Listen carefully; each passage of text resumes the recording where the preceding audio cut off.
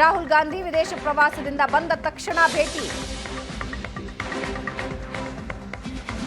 ರಾಹುಲ್ ಭೇಟಿ ವೇಳೆ ಬಿಹಾರದ ಸೋಲಿನ ಕುರಿತು ಉಭಯ ನಾಯಕರು ಮಾತಾಡಿದ್ದಾರೆ.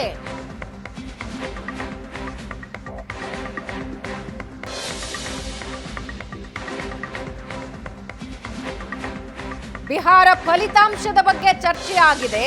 ಜೊತೆಗೆ ಚರ್ಚೆ ಸಂದರ್ಭದಲ್ಲಿ ಕರ್ನಾಟಕ ರಾಜಕಾರಣದ ಕುರಿತು ಕೂಡ ಪ್ರಸ್ತಾಪ ಆಗಿದೆ. ಅದರ ಬಗ್ಗೆನೂ ಮಾತಾಡಿದ್ದಾರೆ. ಮುಂದಿನ ವಾರ ದೆಹಲಿಗೆ ಬಂದಾಗ ಕಾಂಗ್ರೆಸ್ ಅಧ್ಯಕ್ಷರು ಕಾರ್ಯದರ್ಶಿಗಳ ಜೊತೆ ಚರ್ಚೆ ಮಾಡಿ ಅಂತ ರಾಹುಲ್ ಸಲಹೆ ಕೊಟ್ಟಿದ್ದಾರಂತೆ.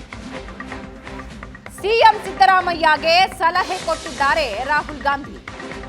ಮುಂದಿನ ವಾರ ಬರ್ತಿರಲ್ಲ ದೆಹಲಿಗೆ, ಬಂದಾಗ ಕಾಂಗ್ರೆಸ್ ಅಧ್ಯಕ್ಷರು ಅಂದ್ರೆ ಎಐಸಿಸಿ ಅಧ್ಯಕ್ಷರು ಖರ್ಗೆ ಅವರ ಜೊತೆ ಕಾರ್ಯದರ್ಶಿಗಳ ಜೊತೆ ಒಂದು ಚರ್ಚೆ ಮಾಡಿ ಅಂತ ರಾಹುಲ್ ಗಾಂಧಿ ಸಲಹೆ ಕೊಟ್ಟಿದ್ದಾರಂತೆ. 30 ನಿಮಿಷಗಳ ಭೇಟಿ ನಂತರ ಮುಗಿದಾದ ಮೇಲೆ ಮುಂದಿನ ವಾರ ಹೇಗೂ ದೆಹಲಿಗೆ ಬರ್ತೀರಾ, ಆಗ ಅಧ್ಯಕ್ಷರನ್ನ ಕಾರ್ಯದರ್ಶಿಗಳನ್ನ ಭೇಟಿಯಾಗಿ ಒಂದು ಸಲ ಚರ್ಚೆ ಮಾಡಿ ಅಂತ ಸಲಹೆ ಕೊಟ್ಟು ಕಳಿಸಿದಾರಂತೆ ರಾಹುಲ್ ಗಾಂಧಿ. ಆದ್ರೆ ಆ ಸಲಹೆ ಕೊಟ್ಟು ಕಳಿಸೋದಕ್ಕೆ ಮುಂಚೆ 30 ನಿಮಿಷಗಳು ಏನೇನು ಚರ್ಚೆ ಆಯಿತು, ಯಾವ ವಿಷಯವಾಗಿ ಮುಂದಿನ ವಾರ ಅಧ್ಯಕ್ಷರನ್ನ ಕಾರ್ಯದರ್ಶಿಗಳನ್ನ ಭೇಟಿಯಾಗಿ ಚರ್ಚೆ ಮಾಡಬೇಕು, ಏನೇನು ಚರ್ಚೆ ಆಗಿದೆ ಅನ್ನೋದು ಈಗ ಕುತೂಹಲ ಮೂಡಿಸ್ತಾ ಇರೋ ವಿಷಯ. ಡಿಕೆ ಶಿವಕುಮಾರ್ ದಳದಲ್ಲಿ ಟೆನ್ಷನ್ನ ವಿಷಯ. ಸಿದ್ದರಾಮಯ್ಯ ಅವರು 30 ನಿಮಿಷದ ಕಾಲ ಹೋಗಿ ರಾಹುಲ್ ಗಾಂಧಿ ಅವರನ್ನ ಭೇಟಿ ಆಗ್ತಾರೆ ಅಂದ್ರೆ ದಾಳಗಳನ್ನ ಉರುಳಿಸ್ತಾರೆ. ಅದರ ಬಗ್ಗೆ ಟೆನ್ಷನ್ ಮತ್ತು ಕುತೂಹಲ ಎರಡೂ ಇರುತ್ತೆ. ಸಿದ್ದರಾಮಯ್ಯ ಅವರ ಬಣದಲ್ಲಿ ಕುತೂಹಲ ಜಾಸ್ತಿ ಇರುತ್ತೆ, ಏನಾಗಿರಬಹುದು ಅಂತ.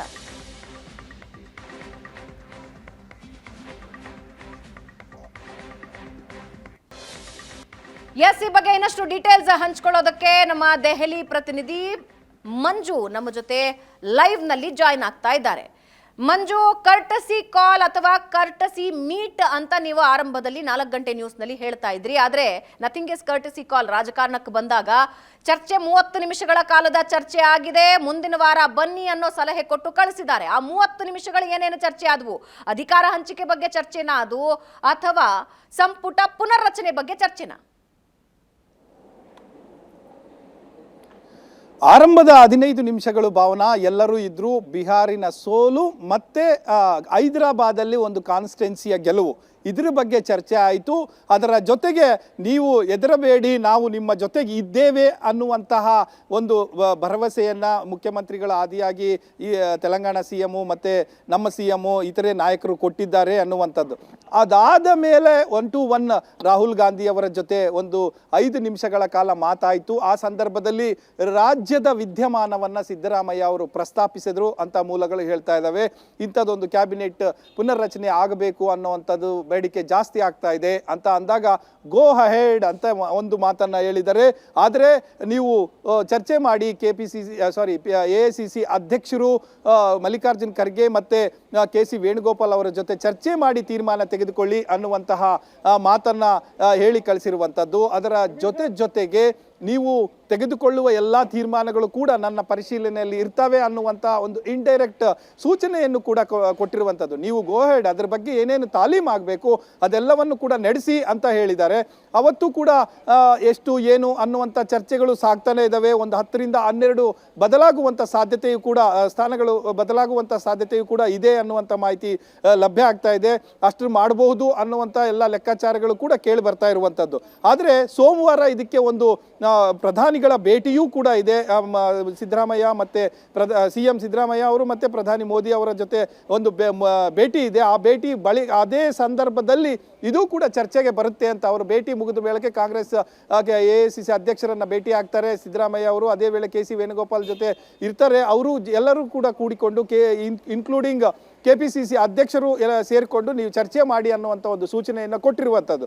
ಆದರೆ ಇದು ಯಾವ ಮಟ್ಟಕ್ಕೆ ಮುಂದುವರಿಯುತ್ತೆ, ಸ್ಥಾನಗಳ ತೀರ್ಮಾನ ಆಗ್ತಾವ, ಎಷ್ಟು ಜನ ಅನ್ನುವಂಥ ಪ್ರಶ್ನೆಗಳು ಇನ್ನೂ ಕೂಡ ಕಾಡ್ತಾನೆ ಇದ್ದಾವೆ. ಆದರೆ ಒಂದಂತೂ ಬಹಳ ನಿರೀಕ್ಷೆ ಮಾಡ್ತಾ ಇದ್ದಂತಹ ಏನು ಸಚಿವಾಕಾಂಕ್ಷಿಗಳಿಗೆ ಒಂದು ರೀತಿಯಲ್ಲಿ ಸಿಹಿ ಸುದ್ದಿ. 2.5 ವರ್ಷ ಕೂಡ ಆಯಿತು, ಹಿರಿಯ ಸಚಿವರುಗಳೆಲ್ಲರಿಗೂ ಸ್ಥಾನ ಸಿಕ್ಕಿಲ್ಲ ಅನ್ನುವಂಥದ್ದನ್ನ ಹೇಳ್ತಾ ಇದ್ರು.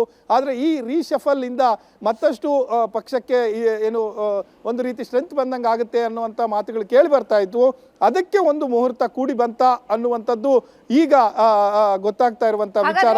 ಹಾಗಾಗಿ ಪ್ರತ್ಯೇಕವಾಗಿ ಹಸ್ತಾಂತರದ ಬಗ್ಗೆ ಏನು ಮುಂದಿನ ದಿನಗಳಲ್ಲಿ ಚರ್ಚೆ ಆಗೋದಿಲ್ವಾ? ಯಾಕಂದ್ರೆ ಮುಂದಿನ ವಾರ ಬಂದು ಇದ್ರ ಬಗ್ಗೆ ಮಾತಾಡಿ ಅಂತ ಹೇಳಿದ್ದಾರೆ. ಅಂದ್ರೆ ಸಂಪುಟ ಪುನರ್ರಚನೆಯ ಬಗ್ಗೆ, ಅಧಿಕಾರ ಹಸ್ತಾಂತರ ಅಥವಾ ಅಧಿಕಾರ ಬದಲಾವಣೆ ಬಗ್ಗೆ ಅಲ್ಲ.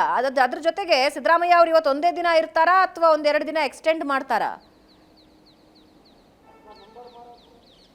ಇವತ್ತಿನ ಈ ತನಕದ ಮಾಹಿತಿಯ ಪ್ರಕಾರ ರಾಹುಲ್ ಗಾಂಧಿ ಅವರು ಏನಾದರೂ ನಾಳೆ ಸಿಗ್ತಾರೆ ಅಂದಿದ್ರೆ ಬಹುತೇಕ ಎಕ್ಸ್ಟೆಂಡ್ ಆಗ್ತಾ ಇತ್ತು. ಬಟ್ ಬಂದ ಕೆಲಸ ಇಮ್ಮಿಡಿಯೇಟ್ ಆಯಿತು.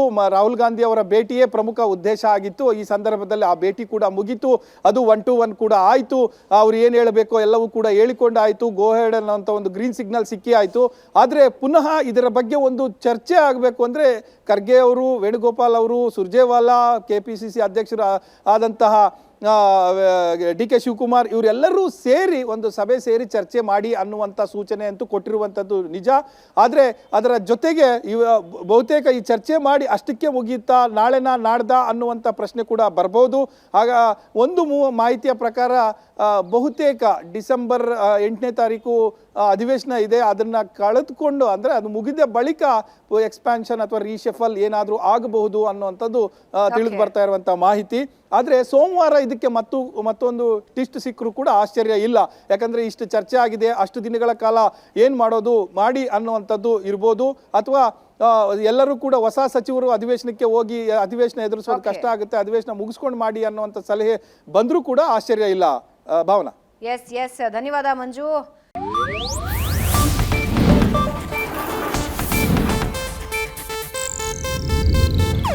ಇದು ಏಷ್ಯಾನೆಟ್ ನ್ಯೂಸ್ ನೆಟ್ವರ್ಕ್ ಪ್ರಸ್ತುತಿ.